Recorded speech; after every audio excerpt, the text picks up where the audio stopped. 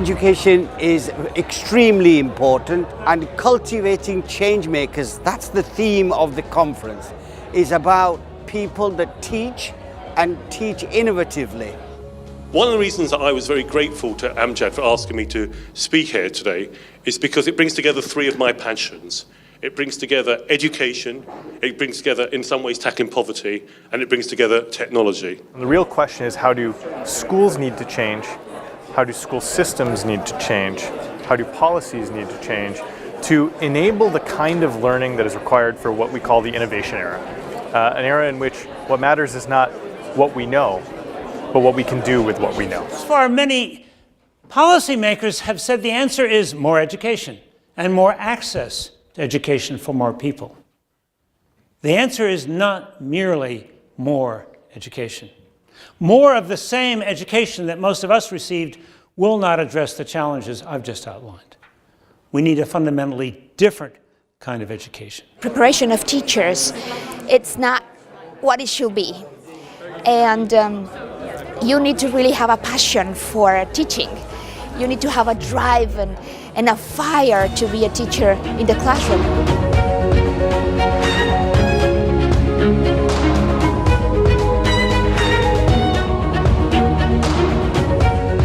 I think the most important thing that ties all of our schools together is putting students in the driver's seat.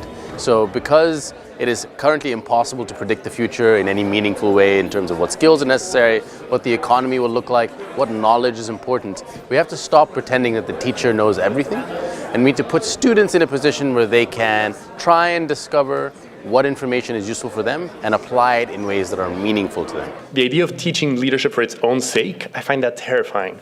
Like who out there is saying, I want to be a leader with no larger purpose, with no problems that they want to solve in the world? We'll try and understand a bit better the Singaporean model, because that's what we do. Singapore seems to think about and grapple with problems like this way before all of our other nations do.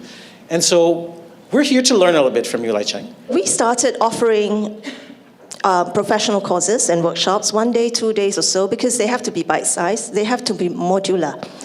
And when the universities were asked to do this, the quickest way, of course, was to look at some of the applied masters that we're doing and then pull out some of the useful modules to create graduate certs or graduate diplomas, and then with a lot of government funding, offer these courses for professionals who want to upgrade themselves.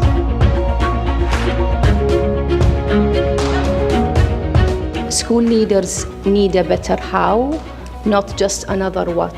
When you are choosing a school for your child, when you're visiting a university, what do you look for and how do you have a conversation with your child about what matters to them?